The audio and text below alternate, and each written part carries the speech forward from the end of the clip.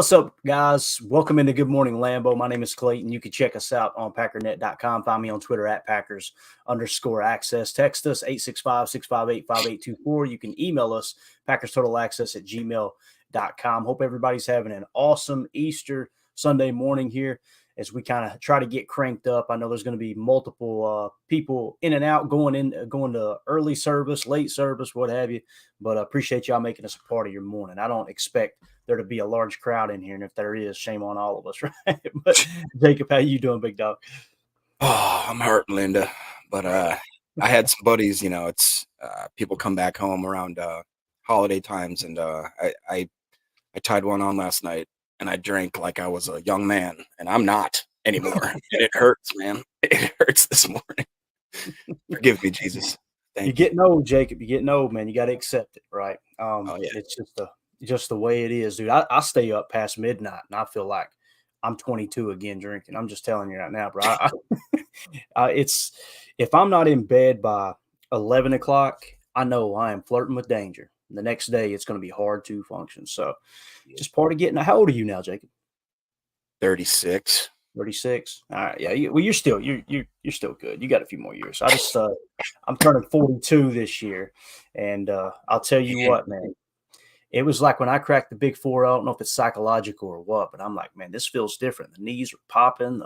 Everything just and everyone you speak to, that's over the age of 50, they go, wait till you hit 50. Please stop. don't don't encourage this. So good to see everybody here in the chat. We got it filling up. A lot of people in here. This is cool, man. We got Greg in the house. We got Josh, David James actually in Australia, man. The land down under. Appreciate you swinging through, buddy. Let's see. We got who else in here? Mark Zambito, Mr. Mark Zambito. We got United Bates up in that. I don't think Bates ever sleeps, to be honest with you, man. No. Do you rant in the house? M. Smitty.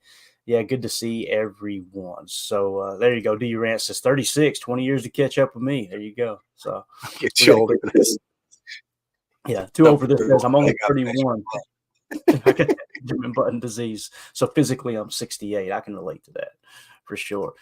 David James in the chat said, Clayton, I remember Favre in the 90s and being a baseball player, loved his arm, missed the NFL for a few years, but now getting my 15-year-old son into it too. It's one of those things, David, that just it keeps on going like the Energizer Bunny, right? Some people step away, they come back to it. When you said you're getting your 15-year-old son into it, it reminds me of how I first started watching the NFL. This is long before I became a Packer fan. I was more of a baseball player, baseball fan, and liked college football a lot when I was younger. But my brother came in on military leave, and my brother's significantly older than me. He's more of like a father figure to me than a brother, really. And he came in from Saudi Arabia. He was over there, in the Gulf War and everything, and he came home for a week or two on leave and got me into watching the Steelers a little bit. That was his team because he grew up in the 70s and a big Steelers fan. And that really got my first taste of the NFL. So as soon as you said getting your 15-year-old son into it, it couldn't help but grin because it takes me back to me being 9, 10 years old, however old I was, that my brother got me into watching the NFL. So that's what it's all about, man, connecting those generations, passing it down, right? Now, I know the game's changed a lot and it continues to change. It's going to continue to change. But it's still that sport we love, and it definitely football. The term football is family. I really, that connects with me big time. It does. So, Jake, I'm sure you grew up watching ball with your family, right, man? Oh man. So basically, if you guys can see, I've got a massive amount of Packers memorabilia. Most of it stems from my aunt and uncle's house. They were, if people don't remember, I can't remember what the freaking airline there was. Used to be called like Northwest Airlines, I think, that was based out of Minneapolis, but it's now shut down. So my uncle worked for them, and he was a diehard Packer fan. And the guy spent more money than I will ever understand on Packers memorabilia, to the point where he had a big, big house and his basement was covered head to toe. I'm talking head to toe and every single type of memorabilia you've ever imagined.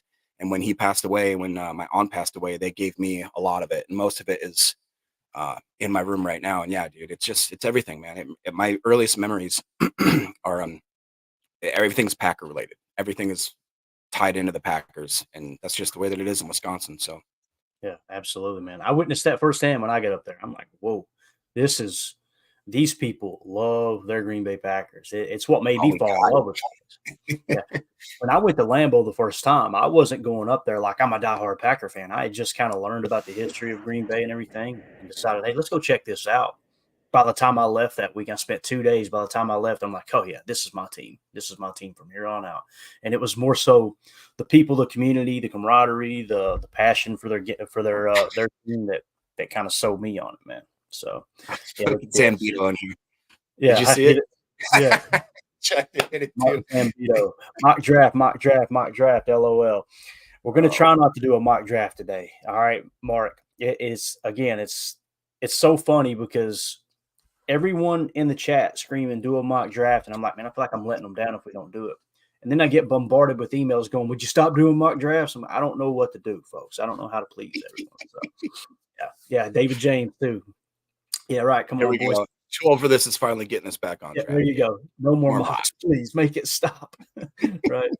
So, yeah, we got a little bit of it. We're going to talk draft, but we're going to try not to do a mock draft. And last night, as the show was winding down, someone asked, hey, which linebackers in this draft are mocks, which ones are wheels, right? So I thought what we would do, again, I went through and looked at the Jets defense and the 49ers defense, which we think is probably going to be the closest thing that we'll see to Jeff Hafley's. Now, you may get a little bit of a hybrid approach, obviously, but when you look at how their linebackers are built, they had no mocks on their roster that were under 6'2". So you kind of, okay, let's check that box. Ideally, they're over 230 pounds. That's what we've noticed too.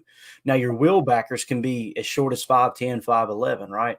So that's the first kind of thing that comes to mind when I'm talking about a mock backer. But what I thought we would do is let's hop over to the 33rd team and look at what they are classifying, if you will, or what am I trying to say here? Organizing, categorizing, I guess is the proper word, as mock linebackers. Now, listen, this doesn't mean that the 33rd team is the gospel, right? We're just simply, this is another resource that they're going, okay, we're identifying these backer prospects as mocks, these as wheels. Notice you won't see any Sams, right? And again, I keep kind of implementing that into all of our shows because that's kind of the common theme around the NFL.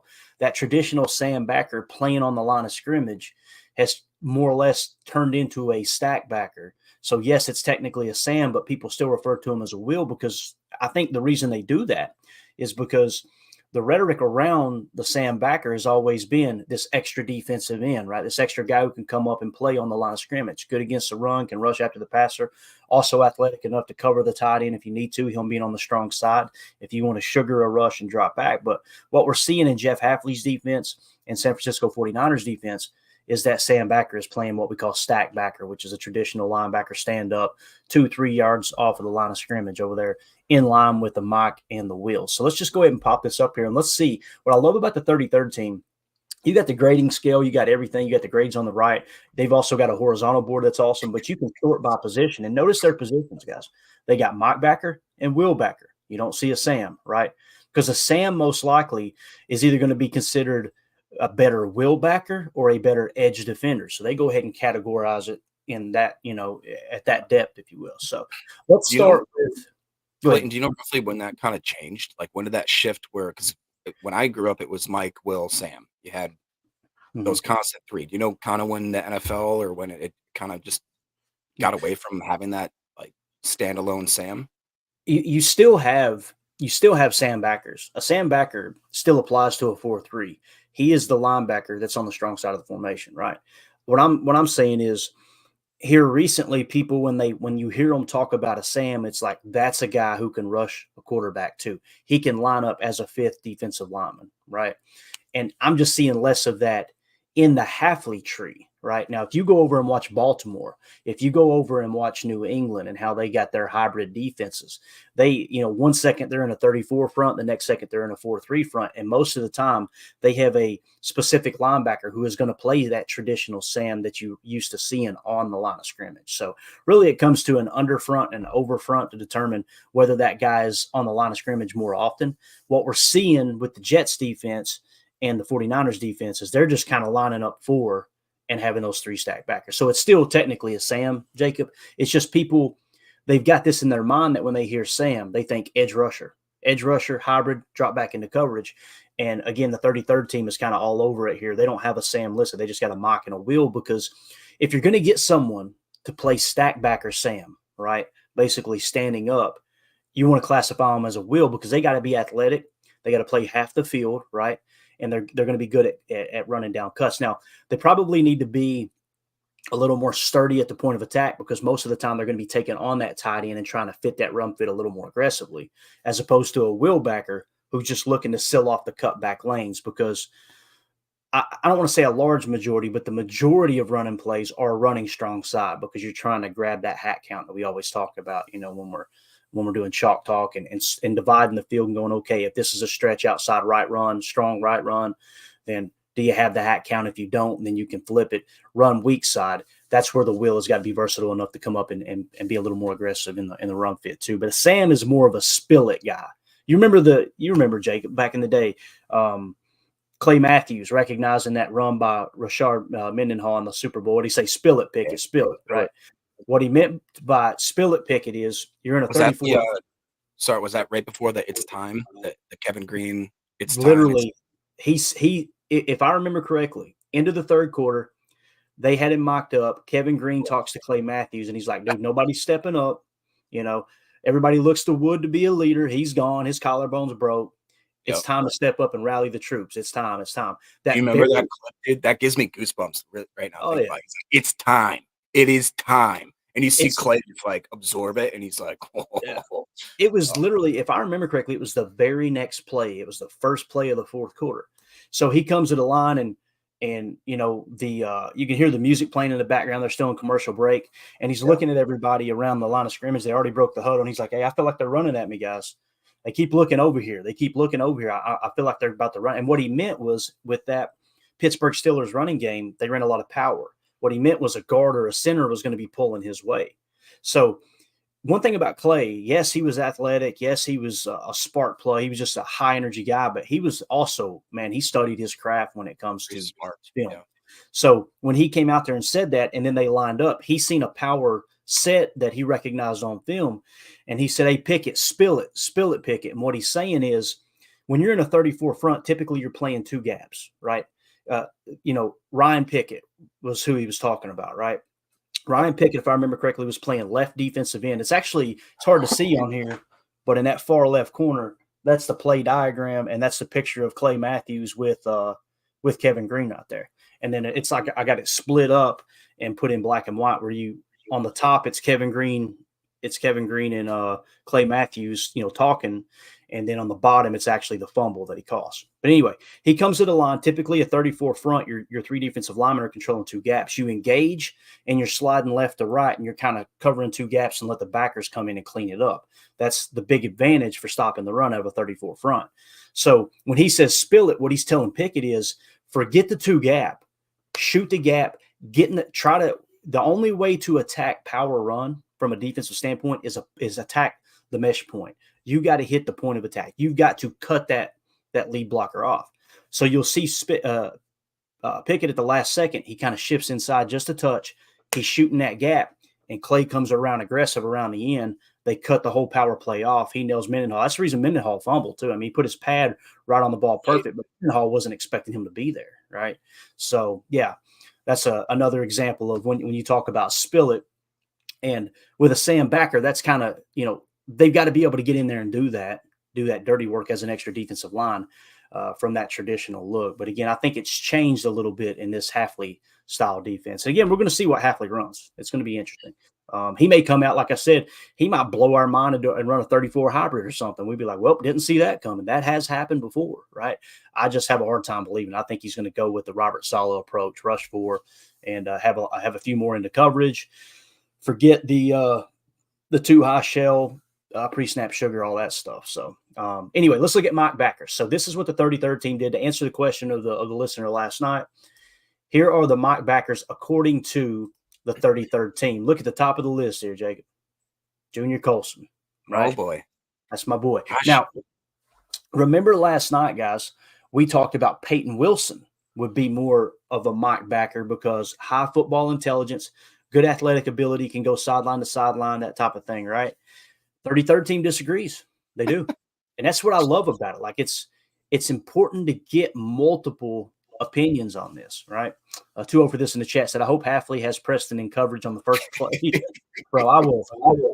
It's gonna happen with an edge defender. I cracked up because as soon as we hired Halfley, you're already getting me off topic here. As soon as we hired Halfley, the first thing I did, Jacob, was like, all right, what's the toughest game they played, the toughest opponent BC played last year? And let's go look at that defense. Now, there are some people in the Packers community that says, you can't look at BC. He wasn't the defensive coordinator. He was a defensive coach that got hired as head coach. And you're going to try to convince me that because you just want, the Ohio State day to be that the Ohio State year, that's the only year that matters when Halfley was at Ohio State because BC struggled on defense. You're going to try to convince me that wasn't his defense at Boston College? What are we even talking about here? Like, anyway, I go look for, all right, which games? Florida State. Bang, I think they were the third team in the nation. That's the game I want to watch. They lost the game, but it was a close game. Let's see what kind of defense and how he approached Florida State. I think it was 3 different times in that game. The defensive tackle dropped into coverage. I was going, if this happens in Green Bay, fans are going to lose their mind. Hey, man, remember BJ making that pick? Yeah, that's all I was saying last year. Everyone's acting like Joe Barry was the first person in the history of the game to do it. I literally went through and showed 5 different clips of 5 different edge defenders that were dropping into coverage. And every time those people, obviously they don't want to be embarrassed. They don't want to be, nobody wants to be wrong, but they came at me. Oh, well, that's different. That guy's way more athletic than Preston Smith. You're missing the whole point. They didn't go into the week game plan and go, hey, here's the deal, guys. Preston Smith, you're our guy. We're going to drop you into coverage here. We're going to catch him off guard. It's different looks the offense is showing. So when they show a 21 front or a 12 front and you come out in your 34 jam and then they go ahead and flex everybody out wide, you've got to account for all of those passing lanes. So it's going to happen. It's either going to be Rashawn Gary or Preston Smith who's going to have to go out there and fill one of those hook zones, right? And some people try to make it out as if they were trying to play press man on receivers. It never happened. Never happened once. It happened with Devondre Campbell on the boundary because, again, I think in this case you were in 11 personnel. They flexed the running back out there, but you got to make a decision. Do you want the safety to cover the running back or do you want the linebacker to cover the running back? You got to make those tough decisions. So anyway, mock backers, according to the 33rd team, top of the list is Junior Colson with a 6.6 grade. He's the 35th overall prospect. When we look at the grading scale, what's a 6.6? Okay. It goes 6.5 through 6.6 is what they consider a lower end starter. So they consider Junior Colson on the grade they gave him as a starter. It's just he's not going to be this stud starter, but he is going to be probably a starting caliber player with the 6.6 grade. And if you guys haven't listened to the GM Shuffle, the latest episode with Femi Abimafe and Michael Lombardi, people like to make fun of Michael Lombardi. He actually sent a copy over to Femi, and it describes every one of these grades, not just the overall grade and what we're saying here, starter, strong starter, all that stuff, but by specific positions, what you expect from a production standpoint at each of these grades by position. They really honed in on quarterback, and it is deep. And it's just so cool that Lombardi still has those documents from when he was a general manager, evaluating talent, all that stuff. So anyway. Are you surprised that Jeremiah Trotter Jr. is ranking here on the 33rd? I was very surprised. And this is if it hadn't been for the 33rd team ranking Jeremiah Trotter Jr. so low on my board, then I'm telling you, man, he would have been in the top 20 or something on my board. But the 33rd team's what drove him down. Now, again, think about this, Jacob. We just talked about the height threshold for the Jets and the 49ers, 6'2" at a minimum, right? Some 6'3", 6'4". Okay. So, yeah, I know, man. Bears might draft a long snapper, number 1. So if you look at the mock backers and what the height requirement is, Jeremiah Trotter Jr., they've got him listed as a mock. So evidently he's viewed as a mock, but he's a lot shorter. He would be the shortest mock backer in any of the 4-3 defenses that kind of fits that Jeff Halfley approach, right? I'm sure they may apply with 34. What's that? That's a Prince is saying here too, saying the Trotter size is what's holding him back. So if he was considered a will backer, he'd probably be a little bit higher. But the 33rd team ain't going to just look at the height and go, no, his height makes him a wheel. Now let's boost him up the boards. Now we can look at the scouting reports too, which is cool. We'll glance at Jeremiah Trotter Jr. and see exactly what they don't like about him, because he graded out pretty well from what I understand. So anyway, you're expecting Junior Colson to be a lower end starter. Okay. He's 35th overall. He's the number 1 mock. Now, when you click on his draft profile here, his scouting report, let's see what it says about him. We won't read the entire thing, but we'll just kind of give you a snippet. Again, 6'2", 238. Colson is a prototypical run and cover linebacker with good athleticism. As he continues to round out his game as a run defender, he can develop into a high-level starting linebacker. Now, they've got a huge write-up, a full scouting report. We won't bore you by just reading the entire show here. His strengths are play speed, coverage instincts, and third down ability. Right. His weaknesses are block deconstruction, pursuit angles, and balance approaching ball carriers. His hand size is the only thing that's a little under what you would require there. Everything else kind of meets the majority of the requirements. Did you ever notice that, like, when they show the strengths, it seems like, oh man, it's a really good linebacker, and then they show the weaknesses, and it's like everything that a linebacker needs, like everything. Oh, he's really bad at pursuing and tackling and blocking and getting off blocks. Other than that, he's a great linebacker. It's so true though, man. It's like you can read the good, the highlights of their scouting report and think they're a great linebacker. You read the bad part and it's like, this is the worst linebacker in the draft. So that's just the way it goes. So the second best mock backer is ranked 37th overall, Cedric Gray. You guys know we took him in my mock last night. Matter of fact, I don't know if it'll show up here or not. If it does, we'll pop it up here real quick. Yeah, there it is. So I ended up getting Cedric Gray in the 4th round at 126. According to the 33rd team, he's the 37th best prospect. So great value there that we landed last night. I like that draft. I didn't see that. It worked out good, man. I tell you, I didn't see many people that didn't like it. You know, you had Jerzon Newton in the 1st round, Tyler Nubin in the 2nd, Christian Haynes in the 3rd, Jeremiah Trotter Jr. in the 3rd, DJ James in the 3rd, Cedric Gray in the 4th. Tyrone Tracy is like one of my new draft crushes at running back. Got him in the 5th round. You randomly sent a message. Do you remember this? You just randomly sent a message that just said Tyrone Tracy, running back. Yeah. Right. To the group chat. There was no other context. I probably sent it at 3 a.m., woke up out of a dead sleep. Like Tyrone Tracy. That's the guy. Ethan Driscoll at tackle in the 6th round, and then Andrew Coker in the 6th round tackle. Trayvon Wallace in the 7th round, and at linebacker out of Kentucky, and then Kenny Logan Jr. in the 7th round at safety. He could play a little slide. So, yeah, it turned out pretty good. But so Cedric Gray, let's look at him real quick. He's listed as a mock, right? Let's kind of look at his scouting report. I guarantee you're going to feel the same way about him. You're going to look up and go, okay, he's the best linebacker in the world, then read the weaknesses and say he's the worst. But 6'2", 234, again, you're seeing that height requirement, right? Out of Charlotte, North Carolina, overall 37th prospect. Gray will need to improve his tackling ability and tenacity against linemen, but his physical profile, FBI, meaning football intelligence, and consistent winning play football style will allow him to see the field early on in his NFL career. It says his strengths are he's always around the ball, diverse impact plays, and processing ability. His weakness is consistent tackling form, block shedding aggression, and vertical route footwork. So if you were to compare him to Junior Colson, just by the scouting report, it sounds like Junior Colson is a better cover quarterback or a better cover middle linebacker, but Cedric Gray has a little higher football IQ, if that makes sense. So each player, it's what Daniel Jeremiah was talking about. Like once you get between 35 and like 65, it's what's your preference? All these guys are kind of around the same grade. It's just, what are you specifically looking for? Are you looking for more of a pass cover guy? Are you looking for someone to play the run a little bit better? And obviously you want to minimize the weaknesses. So there is your second best middle linebacker there, or mock linebacker, I should say. So let's kind of move on down the line. We'll read the next few off. You got Jalen Ford at 158. Here's the thing. What you notice here, according to the 33rd team, when it comes to mock backers, there's 2 in this draft that are hands down above the rest. Junior Colson at 35, Cedric Gray at 37. Then it drops all the way down to 158. That's crazy. Then it goes to Tommy Eichenberg, and that 158 is Jalen Ford out of Texas. Then it's Tommy Eichenberg out of Ohio State at 162.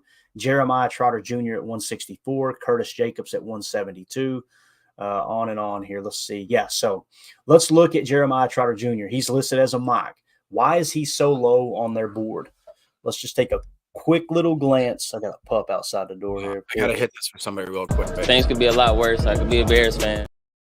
Exactly right. All right, so Jeremiah Trotter Jr., 6 foot, 228 out of Jersey.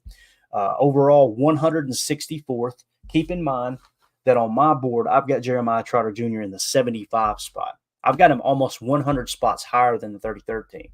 33rd team is comprised of former execs, former front office officials, former head coaches, former players, and they're all, to the best of my knowledge, they're kind of advising everyone that run the 33rd team on, hey, here's where we see these players grading out at.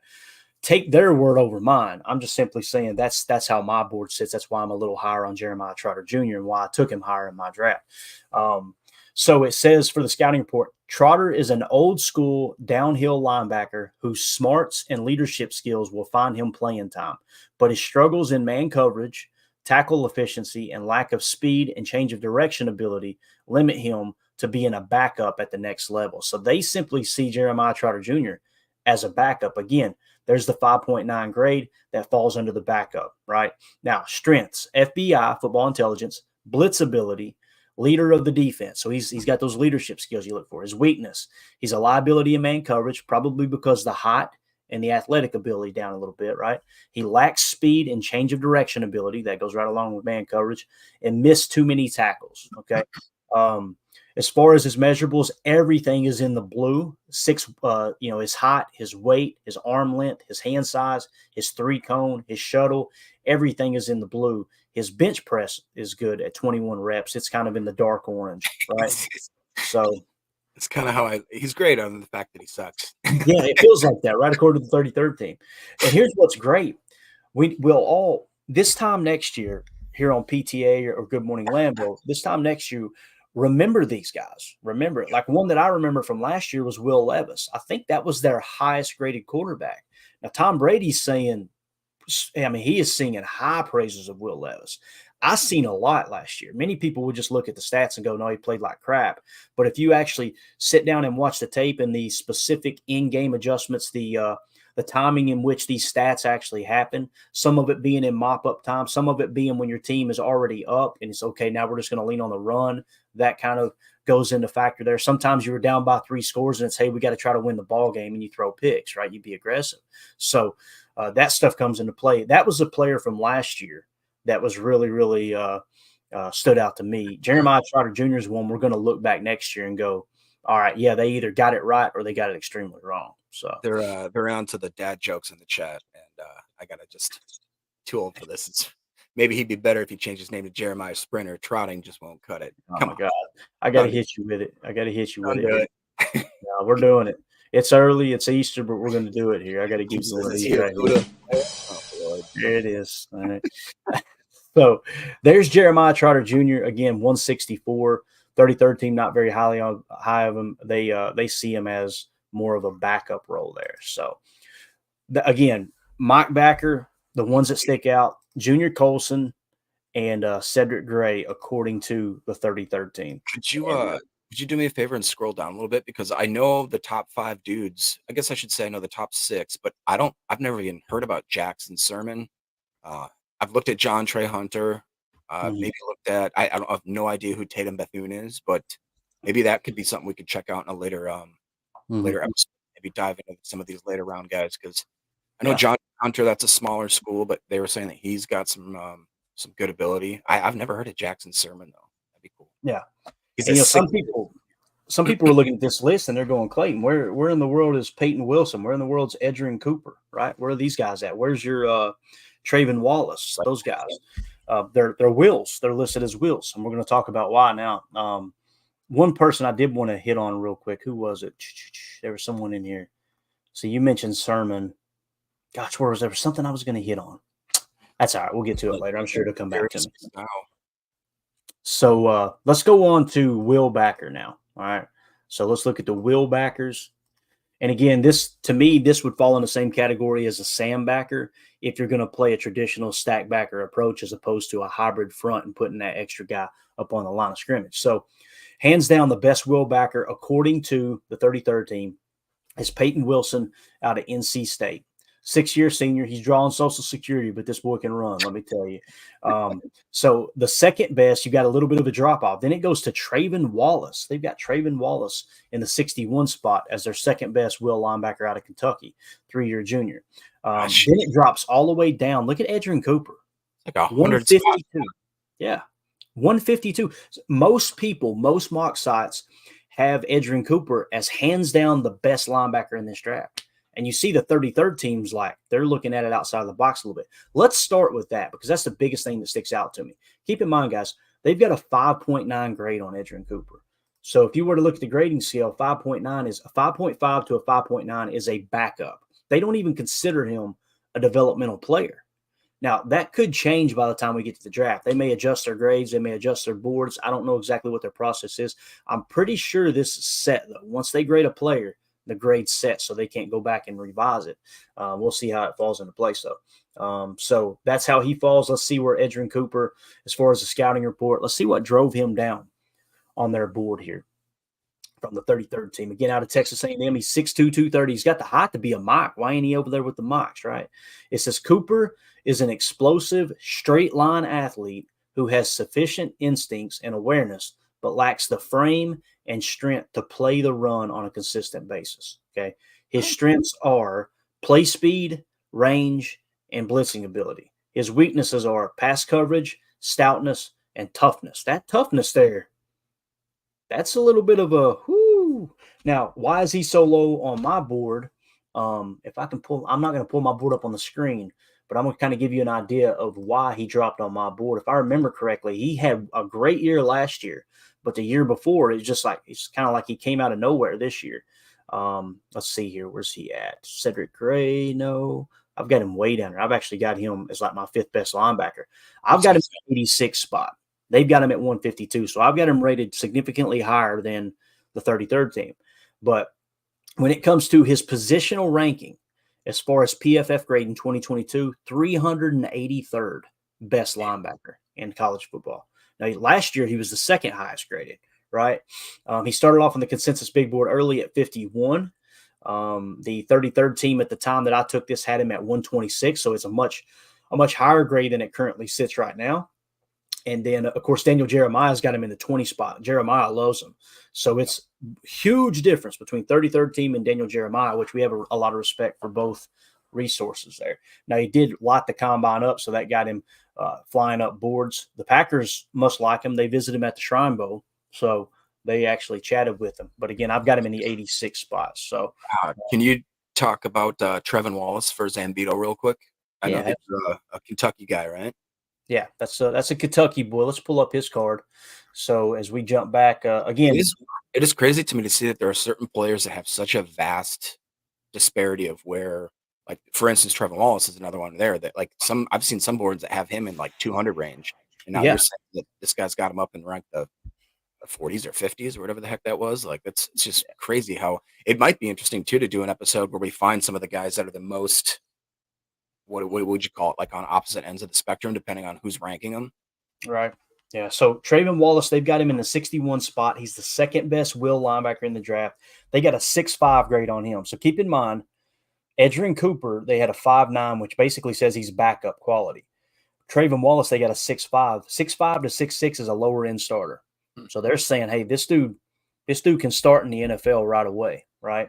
It's just he's not going to be at the top of his craft right off the bat. There's going to be a little bit of a transition period. But let's click on Trayvon Wallace, 3-year junior out of Kentucky. And let's look at the measurables first and kind of get an idea. 6'1", 237. He's from Georgia. Let's see, from Jessup, Georgia. Obviously played for Kentucky Wildcats. 61st overall, 2nd will backer in this draft. Like I said, a 6.5 grade. The little mini scouting report says Wallace is a highly athletic linebacker whose ability to navigate through the trash in the run game and fluidity in coverage make him a starter at the next level. But he'll need to get tougher and improve his overall instincts to hit his high ceiling. So they see him as a high ceiling guy, right? Highly athletic. His strengths are athleticism, navigating through trash/gaps, talking about navigating through traffic, right? And that probably means he's got good body balance too. It takes a different kind of cat to be able to play with bodies around you, especially at your feet too, right? So he's got zone fluidity as well. Now, his weaknesses are instincts. He's a little bit hesitant to be physical, and his stack and shed ability. I mean, it's stacking up against the block and being able to shed it, right? Run fitting, essentially, is what we're talking about. So, as far as his negatives on his combine results, 6'1", they consider a negative. You want it to be like kind of in that 6'2" range. 237 pounds is a positive. Obviously, his vertical jump was 37.5 inches. His broad jump was 10'7". So he's got a lot of explosion there as well. And GMs are big. GM at the NFL level are big on explosion grade. To the best of my knowledge, you take vertical jump and broad jump, and that really tells the explosion in a player's legs, which obviously you play football, Jacob. Your legs are everything, man. Critical factors. Pass coverage, you got a 6. Play speed, got a 6. FBI/instincts, got a 5. 3-level impact, 5. Quarterback defense, 5. Man coverage, 5. His zone defense is a 6. So he's a little bit better zone than man, but still pretty solid in man coverage. His range is a 6. His blitzing ability is a 5. His stoutness and shed ability are his big weaknesses. So the reason they probably put him in as a will backer as opposed to a mock's got to be able to go sideline to sideline, but they got to be able to stick their nose in there in that A and B gap, right? He fits more of that, what we describe as a will, high athletic ability, think like Quay, right?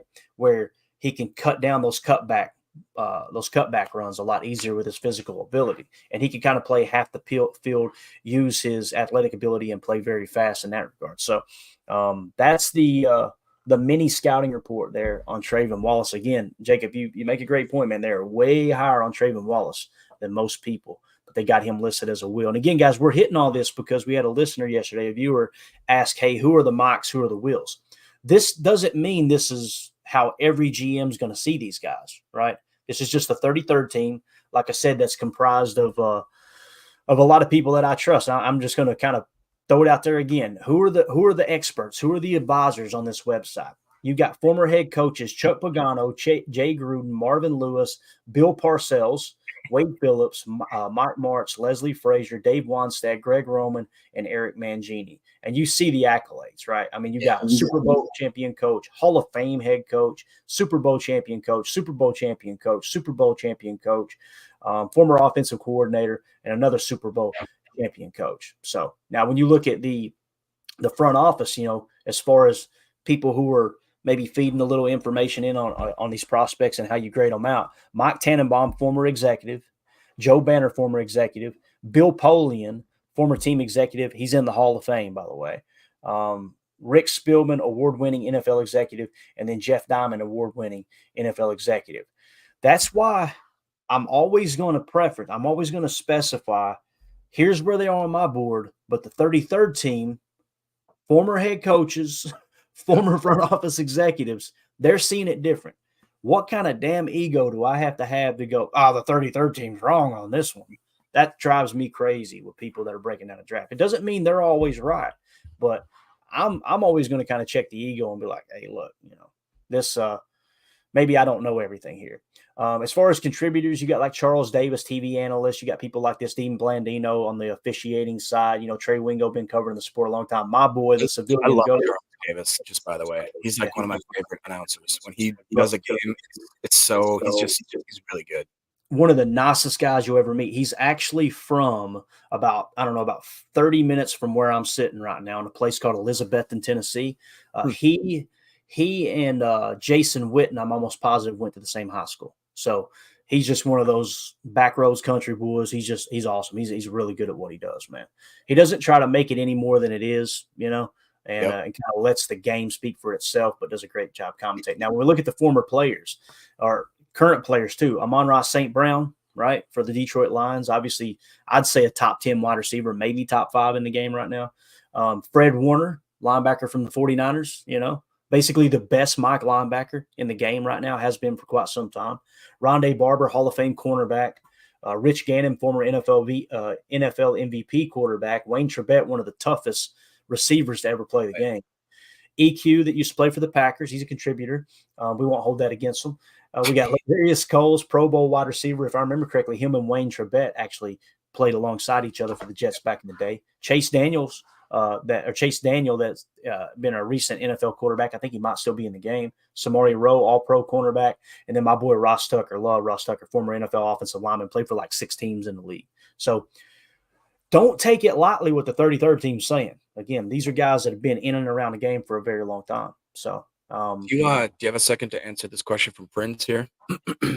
See, Prince in the chat said, what traits are Brenton Cox lacking to make a move to one of the linebacker positions? 6'4", 250, size-wise looks okay.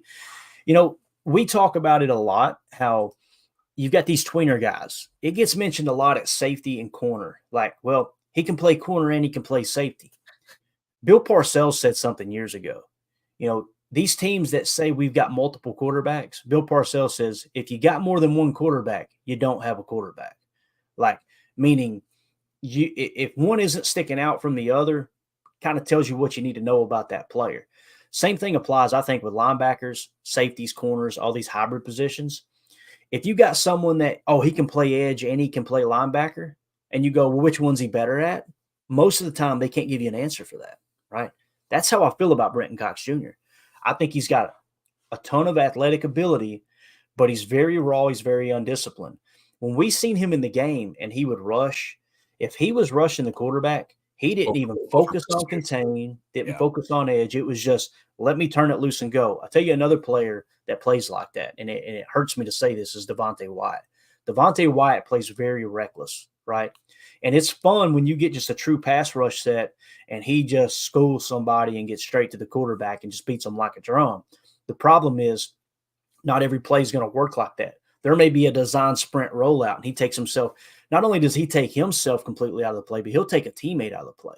Yeah. I've seen multiple times on Chalk Talk last year where he would be too aggressive in the run fit and take another defensive lineman out. And I'm going, there's no way Joe Barry or Coach Montgomery or any of these other guys said, hey, guys, listen, don't worry about gap integrity here on a 2nd and 4 play.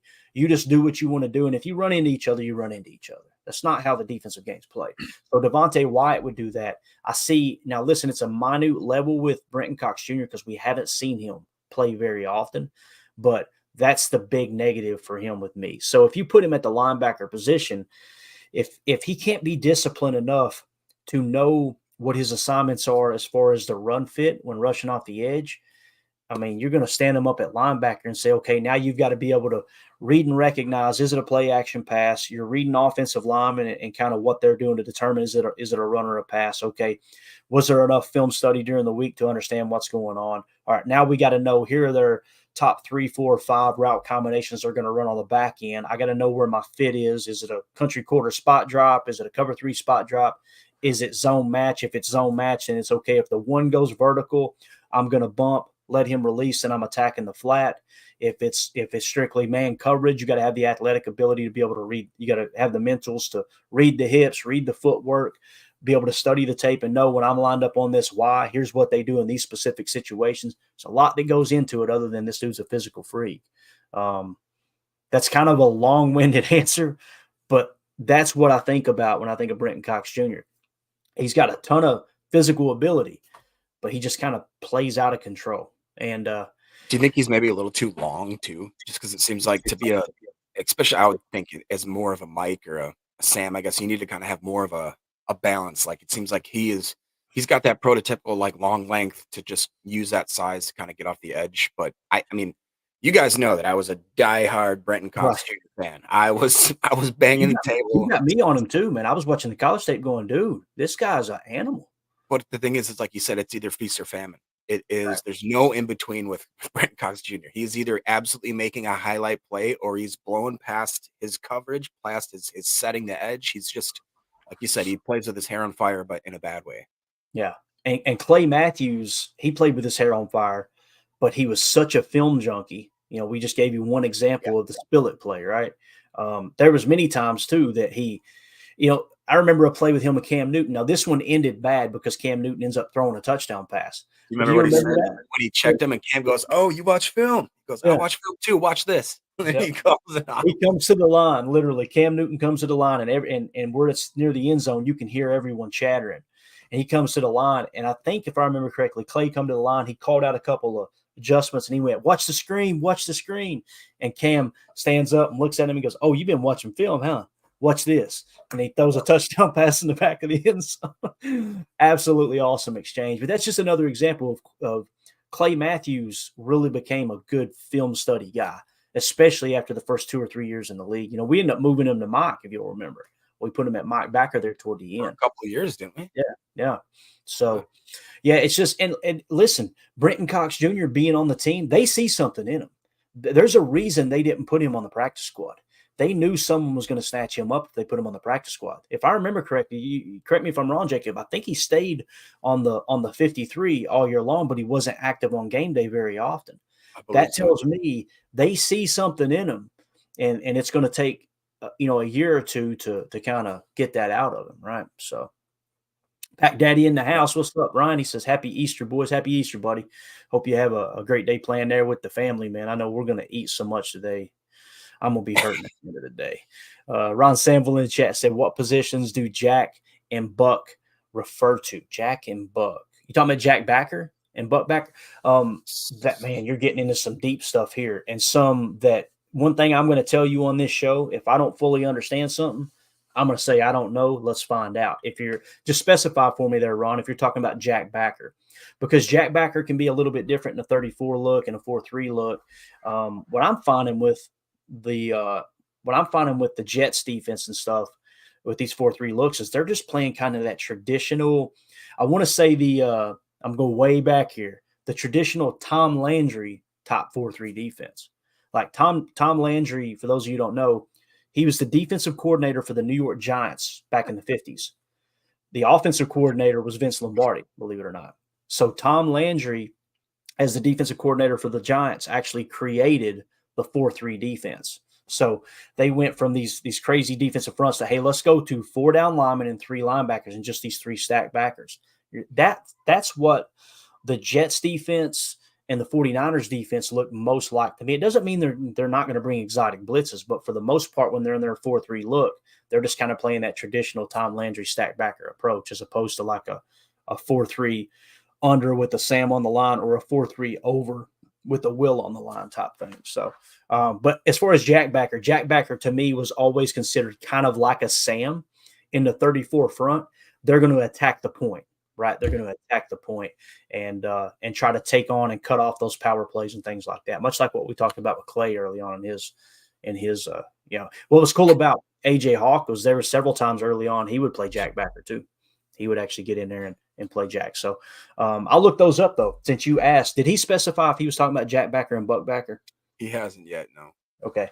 Specify that for me, Ron. If that's the case, then I'll do some research and we'll get you an answer to that, buddy. I'm trying not to geek out while I'm reading the chat here, like always. But Tim goes up and says, hey, Pack says, just we should just pass on 3rd round picks, and and Durant comes. Tucker Kraft with a 3rd round pick. Times might be changing. There you go. And then hold on, I gotta find it. You better be careful, Jacob. You got to read ahead of time. I can tell you how many times. This is the bad one. Tucker Kraft breaks the curse better than Michael Scott hitting Meredith with his car. As soon as you say that, what I think about is Meredith's eyes as she looks into the camera rolling up on the windshield. Yeah. I have flaws. What are they? Occasionally I'll hit someone with my car. So sue me. No. Exactly. All right.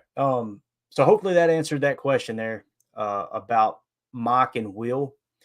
Again, you may look on another site like Draft Network or PFF, and they may have these guys, if you were to ask their website, they may have a few of them listed as Mike that weren't, and a couple of Will listed as Mike, Ron Samuel said they just referred to Cox playing both Jack and Buck linebacker in college. Bingo. Cool. I'm going to get you the correct definition or explanation, description of those 2 backers, and we'll talk about that. I don't think we'll be going live tonight, but we'll definitely be back tomorrow evening whenever we do go live again. I'll kind of get you an explanation for that. And understand too, I say this, I don't say this trying to be disrespectful, but sometimes coaches, they try to make the terminology way more difficult than it needs to be. If anyone is like met someone who's got a craft, right? Like I did concrete and steel work for like 7 years, right? those guys that are in concrete and steel, specifically rod busters, people like that hang steel, they make it sound as if, oh, no, you'll never understand this. It's so difficult, right? And they try to make their craft seem a little more tedious, a little more difficult than it actually is, because that builds value in that craft. That runs rampant through the game of football. You've got coaches that like to change. Jacob, we had a conversation about this when I first came on board with Packernet. I don't know if you remember it, but you were going, I know you're using a numerical system every time you can when you're doing chalk talk with the route combinations. So I'm like, yeah, because that's a traditional, easy way to do it. Well, what are all these nicknames? What is this? That's people trying to be cute. Now, there's sometimes that it makes sense to use those nicknames for route combinations because it's lesser terminology. But I'm always going to go the longer route to give people a better description of what's actually happening on the field, rather than just, let me try to sound cool here, then change the subject. There's a lot of that goes on. So you may have a little bit of that with Jack Backer and Buck Backer. But I'm sure when we look at you guys, it'll be like Brett Favre in a nickel defense. That means they're taking one linebacker off and bringing a DB on. Why didn't you just say that? Who cares? That's what he said. So, like, it's so true with most things that we talk about with the game of football. So the goal here is for everyone to learn as we go, myself included, myself more so than anyone. I got so much I got to learn. I'm not someone sitting here like, I got all the answers. But again, when you ask a question and we don't have the exact answer, we're going to go find it. And that's what makes us better as a Packer fan community, right? Hence the name Packer Fan Total Access. So there you go. Jacob, you got anything else before we wrap up here, Bo? I actually was just going to ask, like, do you guys have – so this morning I woke up and for whatever reason, I really don't understand why, I got the urge to watch Little Giants so bad. I watched it 2 weeks ago. Hey, did you really? Yeah.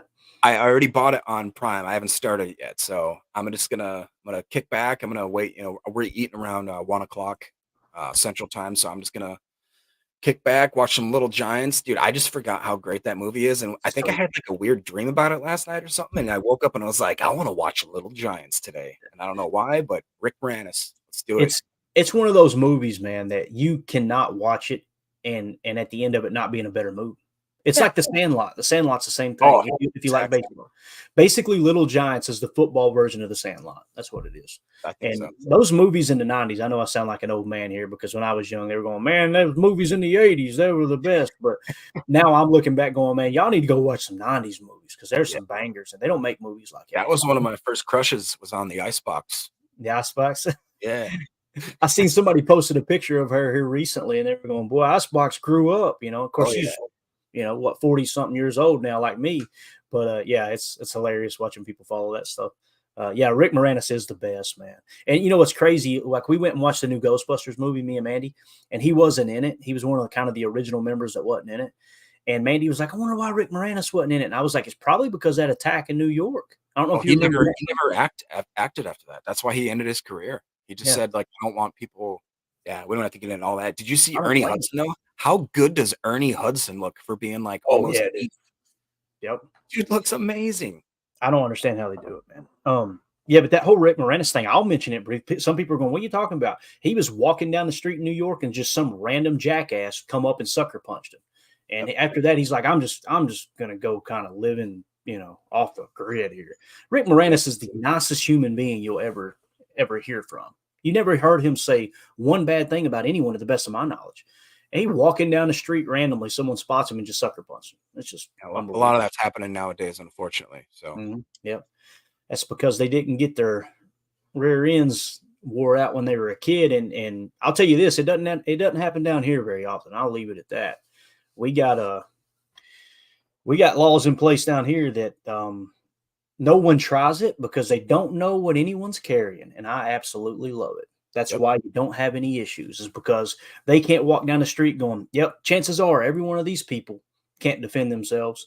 Exactly. Up here it's kind of like the Wild West. You didn't walk up and slap somebody back in 1865 because somebody's going to pull out a heater on you. Oh, yeah. So it just sucks that it even has to. It bothers me as a society. We got to get to the point to create laws to protect people like that. But again, that's what Thomas Paine wrote about. I'm paraphrasing, but essentially Thomas Paine, one of the most radical founding fathers, that he don't get mentioned a lot because he was so radical, but essentially what he said in one of his books that, during the revolution was, he basically said, until people, I'm paraphrasing very, very heavily, but essentially the message was until society as a whole focus on taking care of one another, government is a necessary evil. Restrictions are a necessary evil, and it sucks that you get to that point. But he was basically saying if we'd all take care of this ourselves, we wouldn't have to have these people overlooking us all the time. So anyway. Didn't he write Common Sense? I have one of his books. Common Sense, and there was another one too. Common Sense was kind of the whole at the beginning of the founding of at the beginning of the Revolutionary War. He wrote Common Sense, and then he wrote his second book was in the darkest days of the Revolution when we were getting our rear ends kicked. And he wrote that one kind of like calling the American. Common Sense was like, hey guys, we can do this. Right. The second one was like, hey, what are y'all doing? Only 1/3 of the population's on board with this, and y'all are just tucking tail and running. Like, what are we doing here? It was, Thomas Paine's one of those guys that he doesn't get mentioned enough. And I think it's because it scares modern day politicians that someone was willing to openly speak their mind and say, hey, look, we don't need these people to control every aspect of our life. We can take care of one another is essentially what it's saying. And for people that spend their entire life in politics and go in with a $250,000 salary and come out somehow worth $50 million. Well, anyway, here we are. It's Easter. Happy Easter, everyone. Let's get out of here, Jacob. There we go. You got to do. That's all you got to read. Read the Bible, read the Constitution. You'll have yourself a good life. There's your advice for the day. So, all right, man. Well, there's two other pieces of advice, too, that's very, very important in this crazy world. Right. Wash your hands, wash your butt, man. That's it. That's all. All right. We're out of here, guys. Have a happy Easter. Probably no show tonight. I asked Mandy last night, and she looked at me like she was going to slap my head off my shoulders. So it's Easter. No show tonight. I just got up before her this morning, so we've got a ton of people coming over. I got to get ready to cook some food, and I'm going to be out on the grill all day throwing the tennis ball. What's she cooking today? I wanted to do ribs, and she gave me that look again and said, Clayton, it's too much work because we might have 30 people show up. We might have 50. So we're just going to do a ton of burgers. So I'm going to be on the smoker with burgers today, which I'm learning how to slow smoke hamburgers. Oh, my God. So good, dude. So good. So, yeah, that's what we'll be doing. And that's why I've got the double chin. These sweatshirts are nice because they hide that. That's why the beard. They do, man. Too. Yeah. When it came in the mail, I think they seen my camera on when I was placing the order and setting up the website. They said, let's get one of those tight collars for that fatty. That's what they were saying. So, all right, we're out of here, guys. Jacob, thank you for jumping on, buddy. Pleasant surprise having you on here, man. He is risen. Yeah, absolutely. Here in a minute, Tim D'Amelio is going to wake up like our boy Willie Mays Hayes on Major League and go, crap, I've been cut already? Like, what happened? So get out of bed, boys. It's Easter. All right. We're out of here. Appreciate y'all. We'll see you later. For those of you listening on the pod, thank you for making us a part of your day. As always, let's go out and be the change we want to see in the world, and go Pack, go.